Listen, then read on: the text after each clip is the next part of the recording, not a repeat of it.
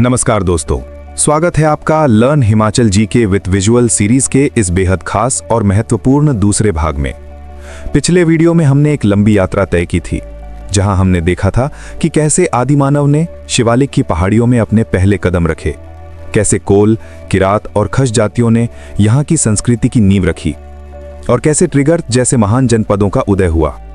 वो दौर था शांति, धर्म, कला और संस्कृति के निर्माण का। लेकिन जैसा कि हम जानते हैं, इतिहास कभी भी एक सीधी रेखा में नहीं चलता। प्राचीन काल की समाप्ति के साथ ही हिमाचल प्रदेश के शांत पहाड़ों पर संकट के काले बादल मंडराने लगे थे।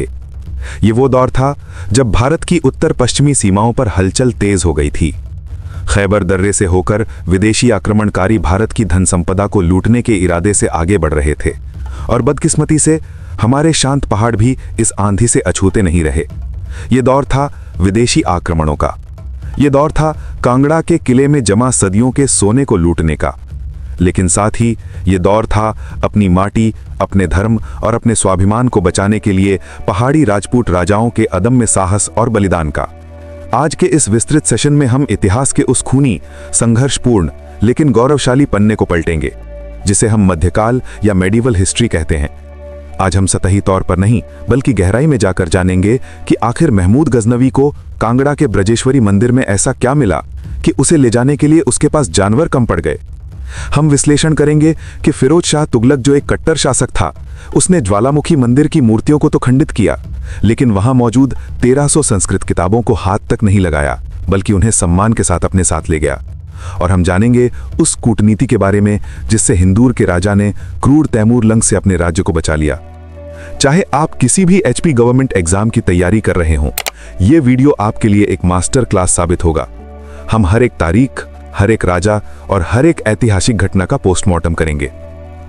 तो अपनी नोटबुक तैयार रखिए और चलिए समय के पहिए को पीछे घुमाते हैं सन 1000 ईस्वी के आसपास के हिमाचल में। कहानी की शुरुआत होती है 10वीं शताब्दी के अंत और 11वीं शताब्दी की शुरुआत में।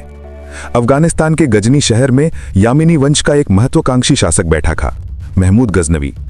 गजनवी का मकसद भारत पर राज करना या यहां बसना नहीं था। उसका एकमात्र उद्देश्य था यहां के मंदिरों और राजाओं के पास जमा अथाह संपत्ति को लूटना, ताकि वो मध्य एशिया में एक विशाल सेना खड़ी कर सके और अपने साम्राज्य का विस्तार कर सके। इस आक्रमण की पृष्ठभूमि को समझना बहुत जरूरी है। 1001 ईस्वी में गजनवी ने पंजाब के सीमावर्ती इलाकों पर हमला किया और राजा जयपाल को हराया। जयपाल इस अपमान को सहन नहीं कर सके और उन्होंने आत्मदाह कर लिया। इसके बाद उनके बेटे आनंदपाल ने गद्दी संभाली। 1008 ईस्वी में वह हिंद, या जिसे हम उंड कहते हैं, जो पेशावर के पास है, वहां एक निर्णायक युद्ध हुआ। आनंदपाल ने गजनवी को रोकने की पूरी कोशिश की, लेकिन दुर्भाग्यवश वो हार गए। यहां से हिमाचल के इतिहास में एक नया मोड़ आता है। जब आनंदपाल हार कर भागे तो उन्होंने मैदानी इलाका छोड़ दिया और शिवालिक की पहाड़ियों में शरण लेने के लिए दौड़े। गजनवी, जो जीत के नशे में चूर था, उसने उनका पीछा किया। आनंदपाल का पीछा करते करते गजनवी की सेना पहाड़ों के रास्तों से होते हुए एक ऐसे स्थान पर पहुंच गई जिसके बारे में उन्होंने सिर्फ कहानियों में सुना था। वो स्थान था कांगड़ा का अभेद्य किला, जिसे उस समय नगरकोट, भीमकोट या भीमनगर के नाम से जाना जाता था। कांगड़ा किला उस समय उत्तर भारत का सबसे सुरक्षित और समृद्ध किला माना जाता था। ऐसी मान्यता थी कि जिसने कांगड़ा जीत लिया, उसने पहाड़ जीत लिए। उस समय कांगड़ा यानी त्रिगर्त रियासत के राजा थे जगदीश चंद। ये नाम परीक्षा के लिए बहुत महत्वपूर्ण है। लेकिन विडंबना देखिए, जिस वक्त गजनवी अपनी विशाल सेना के साथ किले के दरवाजे पर पहुंचा, राजा जगदीश चंद किले में मौजूद ही नहीं थे। ऐतिहासिक स्रोतों के अनुसार राजा अपनी मुख्य सेना लेकर किसी पड़ोसी राज्य के साथ युद्ध में व्यस्त थे। किले की सुरक्षा का जिम्मा केवल कुछ ब्राह्मण पुजारियों और मुट्ठी भर सैनिकों के कंधों पर था। तारीख थी वर्ष 1009 ईस्वी। गजनवी की टिड्डी दल जैसी सेना ने किले को चारों तरफ से घेर लिया। किले के अंदर मौजूद लोगों ने कुछ दिनों तक तो पत्थरों और तीरों से मुकाबला किया, लेकिन जब रसद और पानी खत्म होने लगा और मदद की कोई उम्मीद नहीं दिखी, तो उन्होंने गजनवी के सामने आत्मसमर्पण कर दिया। जैसे ही किले के दरवाजे खुले, गजनवी की सेना ने कत्लेआम मचा दिया। लेकिन गजनवी की असली दिलचस्पी खून बहाने में नहीं, बल्कि उस खजाने में थी जो सदियों से वहां जमा था। अब हम उस लूट के बारे में बात करेंगे जिसका वर्णन गजनवी के दरबारी इतिहासकार उतबी ने अपनी किताब तारीख ए यामिनी में किया है। उतबे लिखता है कि गजनवी को कांगड़ा किले से इतना खजाना मिला जितना उसे दुनिया के किसी और हिस्से में नहीं मिला था। उसे वहां से 7 लाख स्वर्ण मुद्राएं यानी गोल्ड दीनार मिले। इसके अलावा 700 मन सोने और चांदी के बर्तन, 200 मन शुद्ध सोना, 2000 मन शुद्ध चांदी और 20 मन बहुमूल्य रत्न, हीरे और जवाहरात मिले। उस समय मन वजन की एक पुरानी इकाई थी, जिससे आप अंदाजा लगा सकते हैं कि वो खजाना टनों में रहा होगा।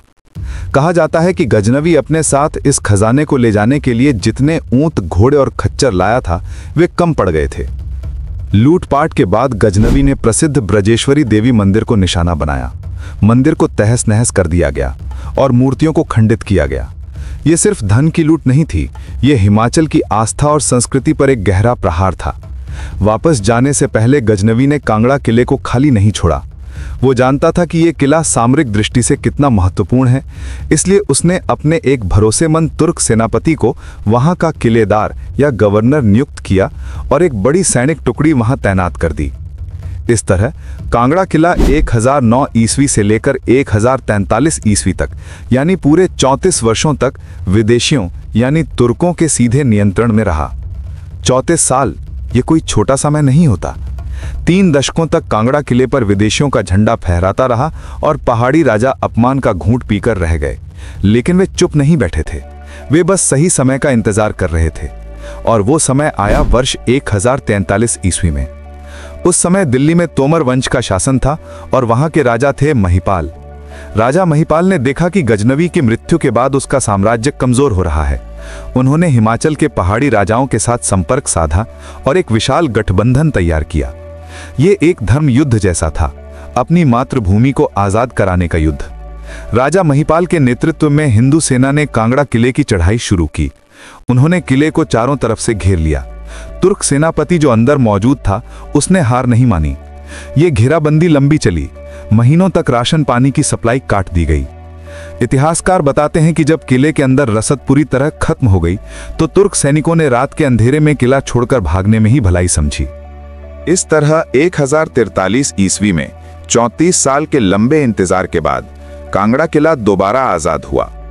किले पर फिर से अपना अधिकार होने के बाद राजा महिपाल ने सबसे पहला काम किया ब्रजेश्वरी देवी मंदिर का पुनर्निर्माण। उन्होंने वहां फिर से विधिवत मूर्ति स्थापित की और शुद्धिकरण करवाया।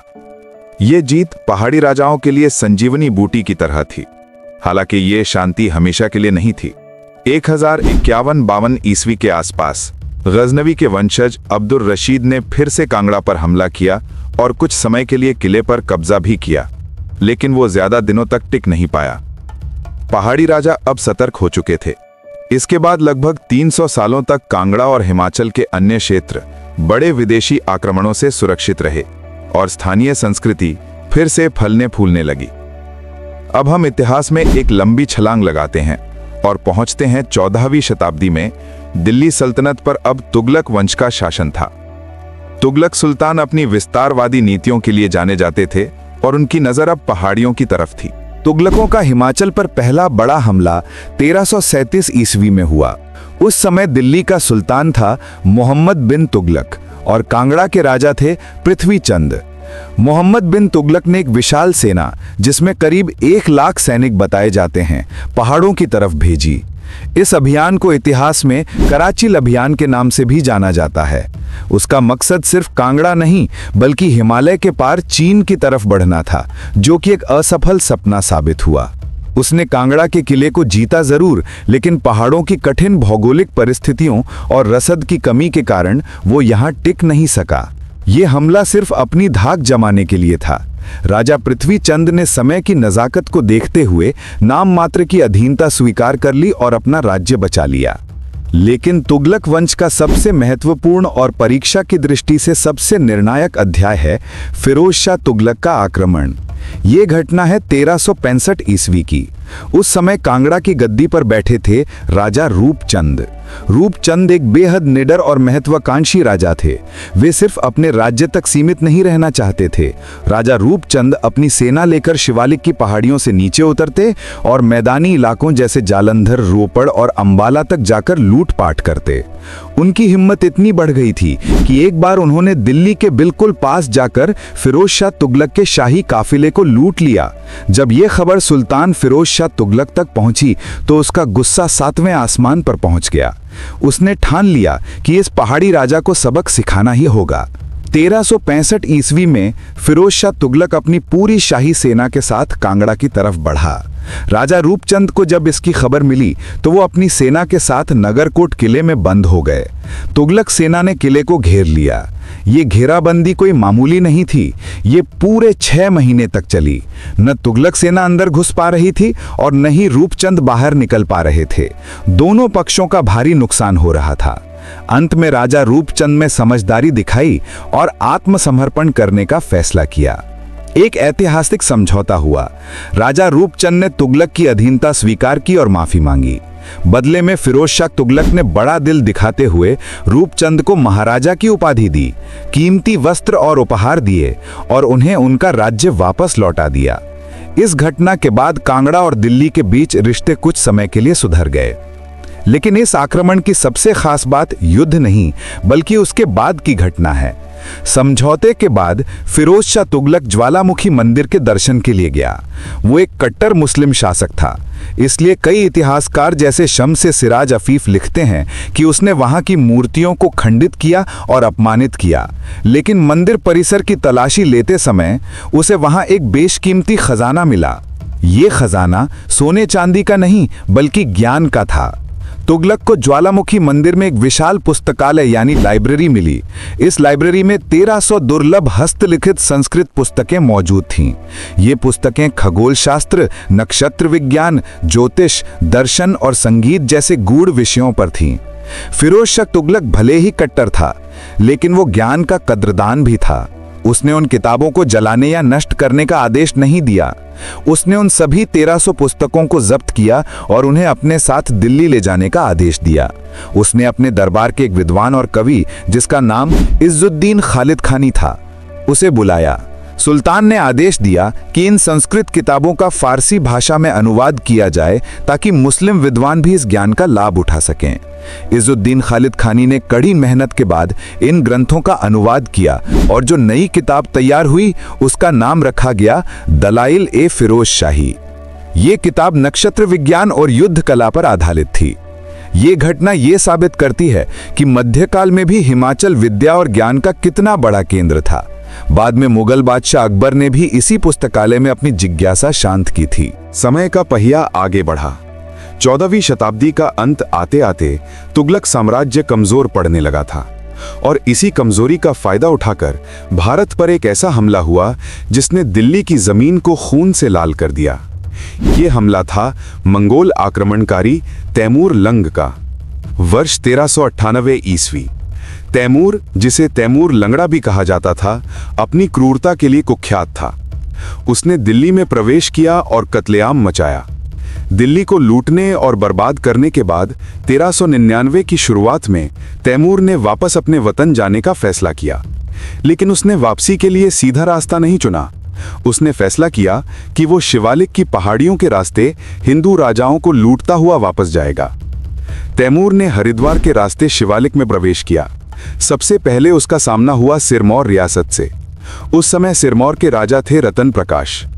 तैमूर की विशाल और क्रूर सेना को देखकर रतन प्रकाश ने उसका सामना करने की बजाय कियारादा दून की घाटियों और जंगलों में छिपना बेहतर समझा। तैमूर ने सिरमौर के गांवों को लूटा और आगे बढ़ा। इसके बाद तैमूर की सेना आगे बढ़ी हिंदूर की तरफ, जिसे आज हम नालागढ़ के नाम से जानते हैं। यहाँ की कहानी थोड़ी अलग और दिलचस्प है। उस समय हिंदूर के राजा थे आलमचंद। आलमचंद एक दूरदर्शी और कूटनीतिज्ञ शासक थे। उन्होंने देखा कि दिल्ली जैसा विशाल साम्राज्य तैमूर के सामने नहीं टिक पाया तो उनकी छोटी सी रियासत क्या चीज है, लड़ना मतलब आत्महत्या होगी। राजा आलमचंद ने तुरंत तैमूर के पास अपने दूत भेजे और उसकी अधीनता स्वीकार कर ली। सिर्फ इतना ही नहीं, उन्होंने तैमूर की थकी हुई सेना के लिए रसद, अनाज और दूसरी आवश्यक सामग्री भी भिजवाई। आलमचंद की इस सहायता और कूटनीति से तैमूर बहुत खुश हुआ।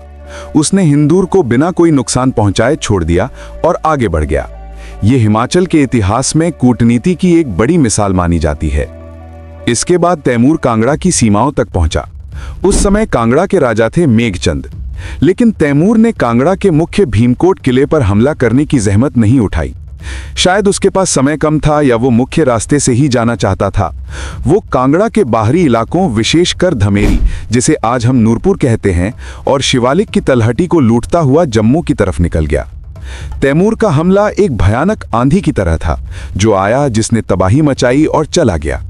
उसने यहां अपना शासन स्थापित करने की कोशिश नहीं की, लेकिन उसके जाने के बाद पहाड़ी रियासतों की आर्थिक स्थिति काफी कमजोर हो गई थी। तो दोस्तों, ये था हिमाचल के मध्यकालीन इतिहास का पहला अध्याय।